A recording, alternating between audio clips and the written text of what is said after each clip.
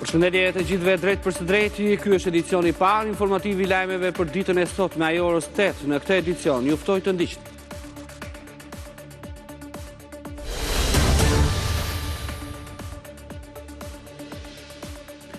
Nga Lezhë në ndalesën e radhës për 35 vjetorin e partisë, kryeministri Edi Rama tha se interesi kombëtar është ADN-ja e Partisë Socialiste. Duke kujtuar përgosjen e Fatostanos nga Sali Berisha, Rama theksoi se Partia Socialiste nuk e përdori kurrë pushtetin për hakmarrje politike. Kreu i qeverisë tha se socialistët vendosën shpirtin evropian për të ndërtuar dhe jo shkatruar si vijnë e kuqe mes rivalëve politik, për cilën thotë se vijojnë të mbjellin urrejt.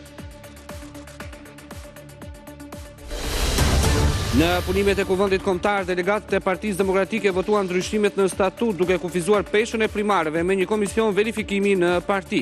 Në 6 orë, delegatët votuan për anëtarët e Këshillit Kombëtar, emrat e të cilit në shkeljet statutit u bën publik pak para nisjes votimit. Berisha Lajash, figura të vjetra me kontribut të vyer në parti dhe u fut mes kandidatëve, futi dhëndrin e tij të bashkëpandeu në SPAK dhe sjellërisi, Repelin Stresi.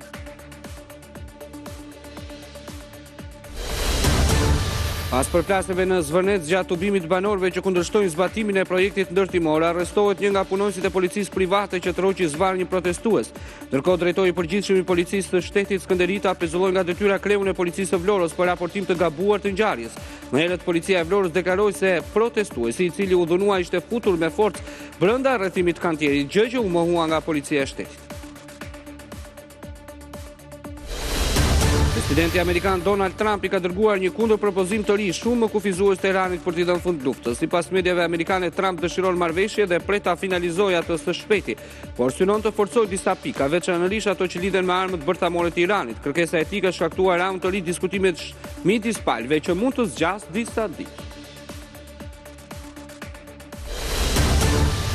Ndron jetë në moshën 83 vjeçare Kreshnik Tartari, një prej figurave më emblematike të voleybollit shqiptar, i cili la gjumë të pashlyeshme si lojtar, trajner dhe drejtues sportiv. Për kontributin e tij të shquar në sport, Kreshnik Tartari u ndërua me tituj dhe vlerësime të shumta, mes të cilave dhe titulli prestigjos, mjeshtër i madh.